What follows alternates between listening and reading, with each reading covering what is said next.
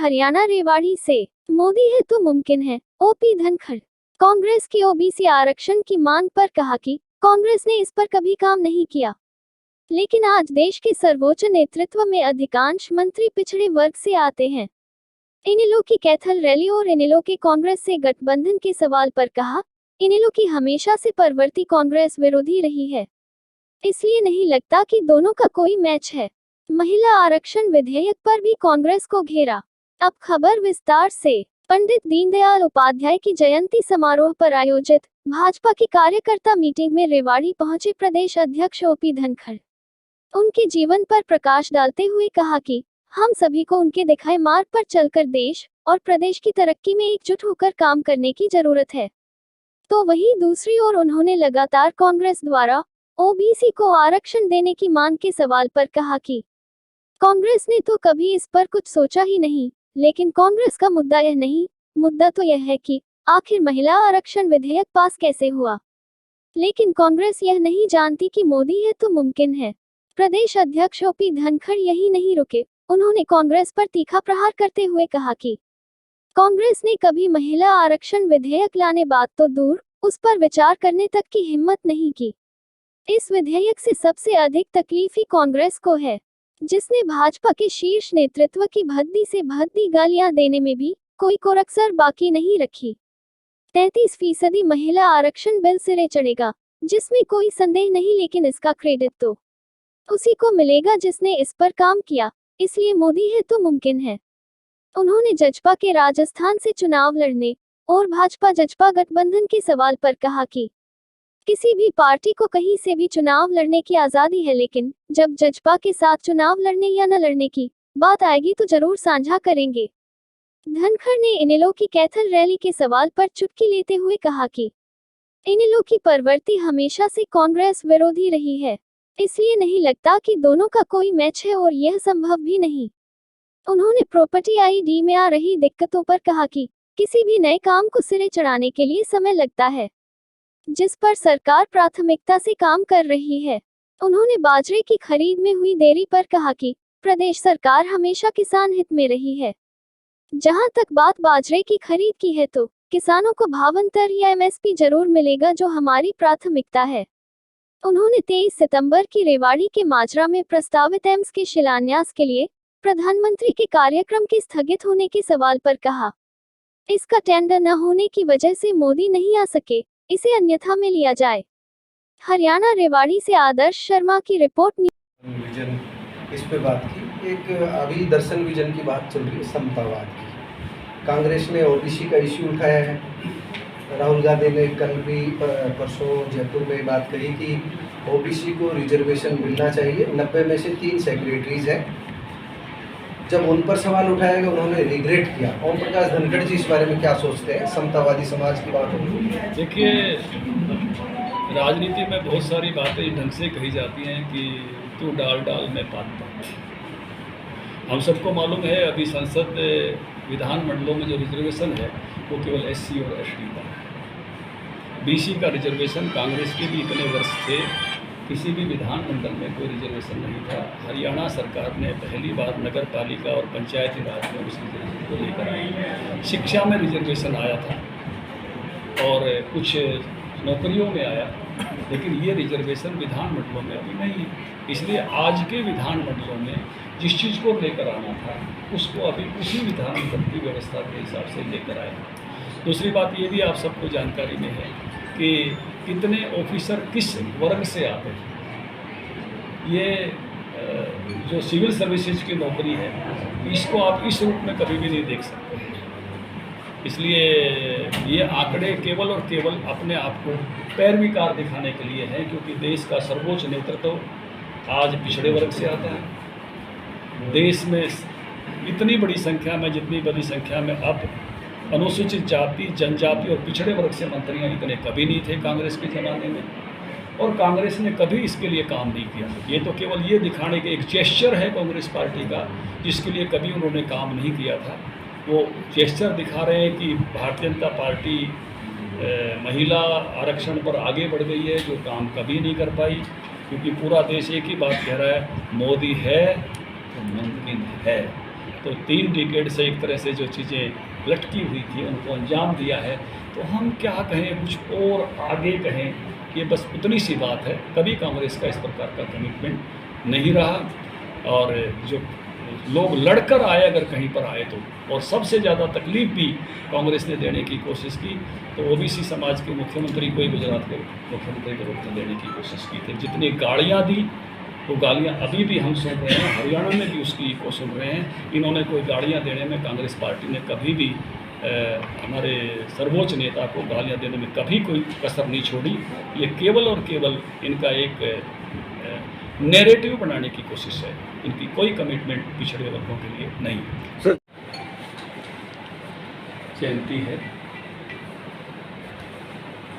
Bharatiya Janata party Deendayal Upadhyay ji के विचार पर चलती है। उनका जीवन और दर्शन दोनों हमारे लिए प्रेरणा का स्रोत दशकों से। आज हरियाणा के 19,863 बूथों पर हम उनकी जयंती मना रहे हैं। मैं भी यहाँ 171 नंबर बूथ के कार्यक्रम में सहभागी हूँ। दीनदयाल जी का बहुत बड़ा योगदान भारत को लेकर भी है, उनके विचार के हिसाब से, और दुनिया को लेकर भी। जब दीनदयाल जी काम कर रहे थे तो 2 विचारधाराएं बहुत ही अपने अपने, मैं कहूँगा कि शिखर पर थी, पूंजीवाद और साम्यवाद। और उस समय लोग पूछते थे कि आपका इज्म क्या है, आपका वाद क्या है, कम्युनिज्म और कैपिटलिज्म के सामने। इस समय उन्होंने कहा था इंटीग्रेटेड ह्यूमनिज्म, एकात्म मानववाद हमारा वाद है। ये भारतीय मूल विचार है। उन्होंने अपने पुस्तक में भी कहा है ये भारतीय मूल दर्शन है। उन्होंने कहा कि मैं वाद इसको टेम्परेरी रूप से कह रहा हूँ कि लोगों को वाद की भाषा अब दुनिया में समझ में आ रही है, इसलिए मैं इसको इज्म कह रहा हूँ। एक्चुअल में ये फिलोसफी है, ये दर्शन है। और उन्होंने कहा कि दुनिया के दोनों दर्शनों में जो वाद हैं, मनुष्य के सुख की कल्पना की होड़ है और मनुष्य को 3 प्रकार के सुखों की कल्पना वहाँ की गई है, शरीर का सुख, मन का सुख और बुद्धि का सुख। दीनदयाल उपाध्याय ने कहा मनुष्य को जब तक चौथा सुख नहीं मिलेगा आत्मा का, तब तक मनुष्य सुखी नहीं हो सकता। और उन्होंने एकात्म मानव दर्शन में इन 4 सुखों की बात की। उन्होंने कहा कि शरीर का सुख अच्छे टेम्परेचर में बैठने से, अच्छे भोजन करने से, अच्छी ऐसे रहने सहने की व्यवस्थाएं होने से हो सकता है। मन का सुख प्रशंसा करने से, बड़ाई करने से हो सकता है। बुद्धि का सुख जटिल प्रश्नों के हल करने से हो सकता है। लेकिन आत्मा का सुख दूसरे की आत्मा की बिना स्वार्थ के सेवा करने से ही हो सकता है, क्योंकि हम सब की आत्मा एक है, चांद एक है। 50 घड़ों में 50 प्रतिबिंब दिखाई दे सकते हैं। हम निस्वार्थ भाव से जब किसी दूसरे की आत्मा की सेवा करेंगे तो आत्मिक सुख प्राप्त करेंगे, और इसलिए 4 सुख मिलने से ही मनुष्य सुखी हो सकता है। दक्षिण हरियाणा का पानी अब तक नहीं पहुंच पाया है। आप खुद सत्ता में रहिए, अभी संगठन के मुखिया हैं। दक्षिण हरियाणा का पानी का हक कहाँ पर है? देखिए, मुझे ये लगता है कि सबसे बेस्ट वाटर मैनेजमेंट करने वाले अब तक की सरकार ये है। मैंने सबसे पहले राशि लिफ्ट इरिगेशन के लिए सिंचाई मंत्री के रूप में जारी की थी। आपको भी मालूम है 140 करोड़ रुपये। सारे पंप हाउस बदले जाएं, सारी नहरों का पुनरुद्धार हो। और आपको ये भी ध्यान है कि टेल तक पानी देखते हुए मैं घूम रहा था उस समय कि कैसे सभी टेल्स तक पानी पहुंचाया जाए। और इसके साथ ही जब भी सरप्लस पानी आया तो सारी जो अपनी यहाँ की नदियाँ हैं, दोहान है, साहिबी है, उन सभी नदियों में जो है वो पानी छोड़ने का काम। और 450, अब मुझे नहीं मालूम क्योंकि मैं मंत्री नहीं हूँ, उस समय ऐसे जो पानी अंदर डालने वाले जो है बरसात के दिनों में जब भी हमारे पास पानी सरप्लस हो तो वाटर लेवल कैसे बढ़े, तो बेस्ट वाटर मैनेजमेंट हमने करने की कोशिश की। और आगे भी हमारी पूरी लड़ाई है कि किस प्रकार से 19 लाख एकड़ फीट जो पानी हमारा बचा हुआ है, और ऊपर के जो 3 डैम यमुना पर बनने हैं उसको भी हम इसीलिए पीछे लगे हुए हैं कि इस पानी को जैसे 2 दिन में 3 दिन में जब ये पानी बह जाता है, जब ये घोषणाएँ की जाती है कि 1 लाख क्यूसेक से ऊपर हो गया, दिल्ली जा रहा है, आगे जा रहा है जी। ऐसे सारे पानी को रोकने के लिए ऊपर 3 डैम प्रस्तावित हैं, तो हरियाणा सरकार ने लगातार कोशिश की है कि वो डैम बनते हैं तो इस पानी को अगर कुछ और महीनों के लिए रोका जा सके तो बेटर वाटर मैनेजमेंट करने में हरियाणा कामयाब है। धनखड़ साहब, आपने कहा पंडित दीनदयाल जी ने एक ब्राह्मण सभा में जाने से इसलिए मना करते थे कि वो जाति पर चुनाव नहीं लड़ना चाहते।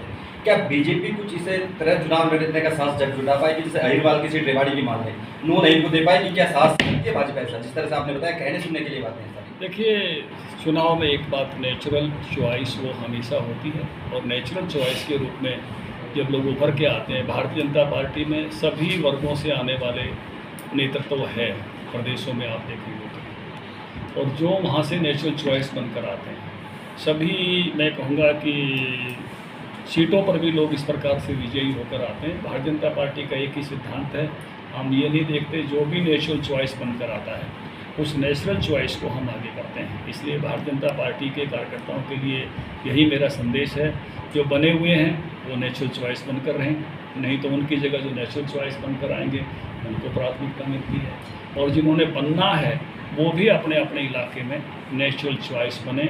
कोई एक जाति कभी भी इस प्रकार से नेतृत्व नहीं बना सकती है, ना दे सकती है। संपूर्ण समाज के सामर्थ्य के साथ ही आगे बढ़ते हैं। भाजपा का यही संदेश है, सबका साथ, सबका विकास, सबका विश्वास और सबका प्रयास। सर ट्रिक्स में विजन के ट्रिक्स में दूसरा उनका बड़ा कंट्रीब्यूशन है राष्ट्र की थ्योरी देने के लिए। दुनिया में उस समय अंग्रेज़ों के राज्य थे और उनकी थ्योरी इस प्रकार की थी, नेशन स्टेट थ्योरी, एक राजा, एक प्रजा, एक ज़मीन का टुकड़ा, उस पर रहने वाले लोग, वो एक देश होगा। इसलिए ब्रिटिशर्स जब यहाँ आए तो उन्होंने कहा कि ये उपमहाद्वीप है, सब कॉन्टिनेंट। वो भारत को एक देश स्वीकार करने में उनको कठिनाई हो रही थी। कांग्रेस ने भी, हमको मालूम है कि अंग्रेज़ों के मानस पुत्र के रूप में ही काम किया, इसलिए नेहरू जी ने भी किया we are nation in the making. लेकिन दीनदयाल उपाध्याय ने कहा कि हम एक प्राचीन राष्ट्र हैं और हमारी राष्ट्रीयता का आधार संस्कृति है।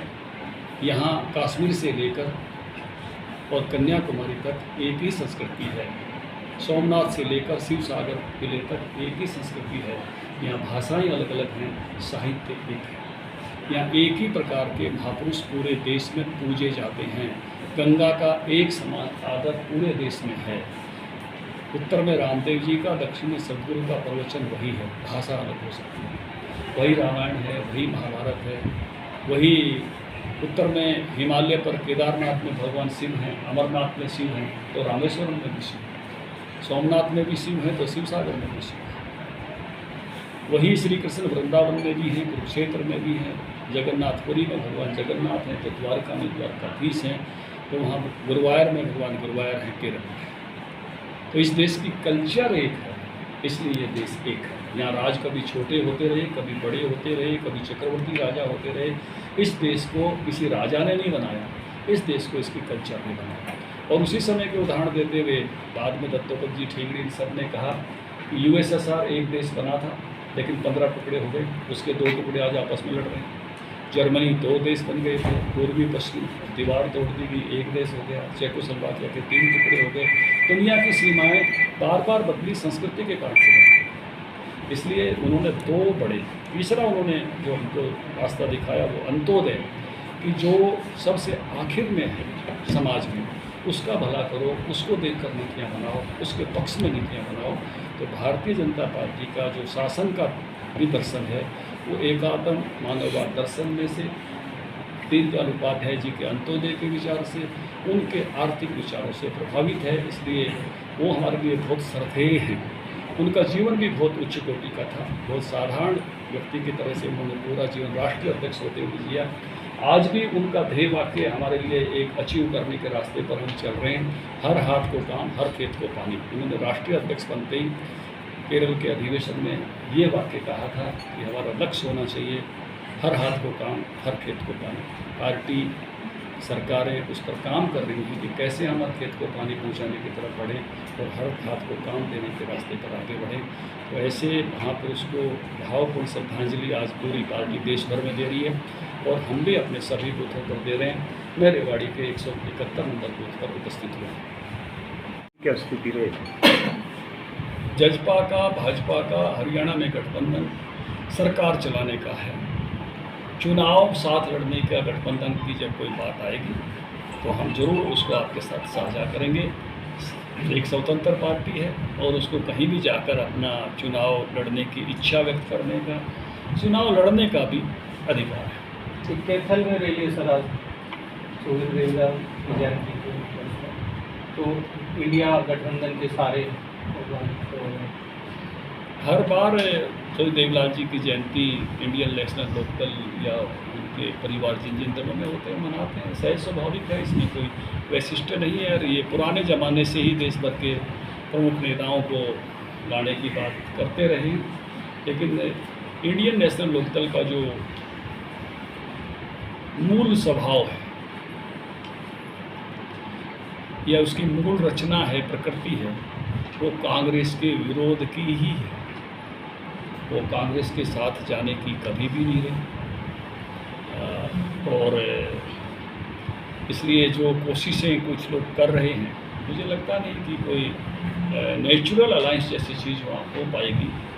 दल के मुखिया तो मिल सकते हैं, लेकिन जिस तरह का उस दल की नेचर, प्रकृति को मैं समझता हूँ, वहाँ कोई नहीं जाता। अभय चौटाला कहीं बड़ा संदेश देंगे और पीछे जब आए थे तो बोले संदेश थे कितना ही कांग्रेस से गुरेज नहीं है। संदेश कितना ही बड़ा हो, सवाल संदेश का नहीं, सवाल इस बात का है कि कौन से दल वर्षों तक इस रचना के साथ खड़े होते रहे, उनकी मूल प्रकृति, मूल स्वभाव क्या है। कांग्रेस के विरोध में ही पूरा का पूरा जो है वो इंडियन नेशनल लोकदल हमेशा खड़ा रहा है। इसलिए मुझे लगता है कि वो प्रकृति बिल्कुल मैच नहीं करेगी। और कांग्रेस में भी इस बात की बड़ी खलबली है, वो भी आप देख रहे हो, तो इसके परिणाम आपको कांग्रेस पर भी देखने हैं। हुड्डा साहब कोई कांग्रेस छोड़ने वाले हैं क्या, जिस तरह से आपके पास? वो तो हुड्डा साहब बताएंगे, लेकिन खलबली तो पूरे प्रदेश को दिखाई दे रही है, खलबली है। अभी महिला आरक्षण बिल पर विपक्ष लगातार प्रयास करे कि जल्द से जल्द लागू किया जाए, लेकिन कहाँ कमी आ रही? कह रहे कि अभी जनगणना करानी है, तो क्या इसी दौरान नहीं हो सकता है ये? देखिए, अब वो वही कि आपने आने वाले समय में कुछ करने का एक निर्णय किया है और उसकी एक अपनी प्रक्रिया है, लेकिन वही जिसको कहते हैं ना कि मैं कमी कैसे निकालूं, तो अभी क्यों नहीं करना। मतलब जैसे घर में कोई घर का मुखिया कह रहा है कि अगले महीने कार लाएंगे, तो बोले अभी क्यों नहीं ले आते। अब उसका अपना एक हर चीज़ का एक सिस्टम होता है, एक प्रक्रिया होती है, तो उसमें से वो जनगणनाएँ होंगी, उस जनगणना में से सीटें फिर से किस प्रकार से पुनर्गठित होती हैं वो होंगे, और वो होकर उस प्रकार से वो 33% का ये विषय सिरे चढ़ेगा। लेकिन आप तो ये भी कभी कर नहीं पाए थे, इसलिए आप केवल तगादा दिखाकर और जिसको खैर खुआ बनने की एक नौटंकी कर रहे हो। आपने तो कभी किया ही नहीं था, हिम्मत ही नहीं कर वो पारी थी आपने तो करने की। जिन्होंने किया है क्रेडिट उनका है, चाहे कोई किसी तरह से इस बात को कहे, वो क्रेडिट जनता और मातृशक्ति उनको देने वाली नहीं है। नारी शक्ति ने जिस प्रकार से, जिस जोश के साथ नई लोकसभा में, राज्यसभा में पहुंचकर 2200 बहनें गई थी हरियाणा से भी 22 तारीख को, और अगले दिन फिर सुबह जो है वो 31 तारीख को और 22 तारीख को पार्टी ऑफिस में पहुंचकर जिस तरह से स्वागत किया है प्रधानमंत्री का, सब जगह नीचे तक सबको मालूम है, एक ही वाक्य है, मोदी है तो मुमकिन है। बनने जा रही है। ओपी धनखड़ उनका मुख्यमंत्री चेहरा हो सकता है। देखिए, भारतीय जनता पार्टी में अभी मनोहर लाल जी बहुत अच्छा काम कर रहे हैं। उन्होंने बहुत सारी चीज़ें, मैं कहूँगा कि मेरिट पर नौकरियाँ, इसके साथ ही मैं कहूँगा कि बहुत सारी चीज़ें वो पोर्टल पर लेकर आए हैं, जिसको हम सुराज की दृष्टि से, गुड गवर्नेंस की दृष्टि से देखते हैं। और मैं ये कहूँगा कि गुड गवर्नेंस से जब चीज़ें आती हैं तो उसका सबसे पहला फार्मूला यही होता है कि चीज़ें व्यक्तियों के प्रभाव से अलग होकर पहुँचती हैं। ये तो राजीव गांधी का वो बयान हमें याद है कि मैं 1 रुपया भेजता हूँ तो 15 पैसे पहुँचते हैं। तो ये बदलाव इनके नेतृत्व में बहुत अच्छा हुआ है और अच्छा काम है। पोर्टल तो शुरू हुआ, लेकिन जो प्रॉपर्टी आईडीज के अंदर जो दिक्कतें आ रही हैं सरकार के सामने भी और जनता के सामने भी, क्यों नहीं हो पा रहा है? देखिए, बदल जब होता है, कोई भी बदल जब भी कोई बदल होता है तो देखिए उसमें चैलेंजेस आते ही आते हैं। एकदम में सारी जनता उसको एक ही रूप में एक्सेप्ट कर ले जाए, ऐसा कभी नहीं होता।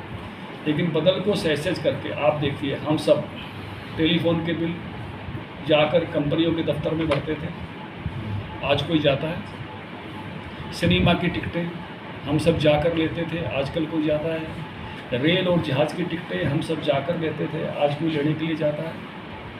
कितनी सारी चीज़ें, कितनी सारी मार्केटिंग ऑनलाइन हो गई। ये बदल हमारे सामने, हमारे देखते देखते मेरे जीवन में है। मतलब मैं चरखी दादरी में रहता था, हमारे घर के पीछे जो है ऑफिस था बिजली बोर्ड का, एक्शन जिले सिंह जी के मकान में। दोपहर में लाइनें लगी, देखिए मैंने बिल भरने के लिए। तो ये जो बदलाव है जो सारी सोसाइटी में हो रहा है, हर चीज़ के लिए उस प्रकार का बदलाव। ये ठीक है कि कठिनाई आती है, तो हेल्पिंग हैंड भी खड़े कर रहे हैं। सतीश गौड़ा जी को जिम्मेवारी प्रदेश स्तर पर दी है, इस प्रकार की कठिनाइयाँ दूर हों, वो लगेगी। सर, एक शहीदी दिवस मनाया जा रहा था, तमाम तैयारियां भी कर ली गई थी, बताया जा रहा था कि प्रधानमंत्री जी पहुंचे, लेकिन चर्चा ये है, लोग कह भी रहे हैं कि कहीं ना कहीं राव साहब को डाउन करने के लिए वो रद्द कर दिया गया है। आप प्रदेश अध्यक्ष, शायद इस पर लोग जानना भी चाहते हैं कि क्लैरिटी कुछ आए। देखिए, राव साहब हमारे बहुत बड़े नेता हैं, केंद्र में मंत्री हैं, शानदार नेता हैं, और उस सारी घटना की जानकारी मुझे है। उसका टेंडर नहीं हुआ था, उससे पहले प्रधानमंत्री शिलान्यास नहीं कर सकते थे। इसलिए एकमात्र कारण वही है, किसी अन्य रूप में देखने और दिखाने की आवश्यकता नहीं है। जब ऐसा मौका होगा तो निश्चित रूप से शीर्ष नेतृत्व का समय इस अच्छे महान काम के लिए मिलेगा। धनखड़ साहब, ये जो दक्षिण हरियाणा है, अभी बाजरे की फसल, अभी कोई नीति स्पष्ट नहीं हुई है, कहाँ पर बाजरे की खरीद हो रही है, कितनी खरीद होगी, क्या भावांतर मिलेगा, ऐसा कुछ स्पष्ट निर्देश? देखिए, एक तो मैं कई बार अपने मुंह से अच्छा नहीं होता मैं ये कहूँ, लेकिन कृषि मंत्री के नाते खरीद और भावांतर, हर फसल की हरियाणा में खरीद हो, और जिनकी खरीद पर सरकार नहीं कर पाती है उनका भावांतर दे सब्जियों समेत। उस समय हम इसको शुरू करने में कामयाब हुए और सरकार अभी तक इसको आगे बढ़ा रही है। हरियाणा एकमात्र ऐसा राज्य है जो सब फसलों को जाके खरीदता है, नहीं तो भावांतर देता है सब्जियों तक। मुझे आज भी वो याद है जब जज्जर के रेस्ट हाउस में बैठकर भावांतर की नीति हमने फाइनल की थी। तो उस नाते से ये तो पक्का है कि खरीद या भावांतर, उनमें से एक व्यवस्था पूरी होगी। हरियाणा के बाजरे के किसान को देश में सबसे ऊपर रखना वो हमारा काम है और हमारी सरकार उसको रखेगी। ये तो कठिनाई पड़ोसी जो राज्य हैं उनके यहाँ आती है, वो कभी इस प्रकार की किसानों की चिंता नहीं करते हैं। कांग्रेस पार्टी केवल किसानों के नारे लगाती है, लेकिन किसानों के पक्ष में खड़े होकर इस प्रकार की व्यवस्थाएं कभी नहीं करती।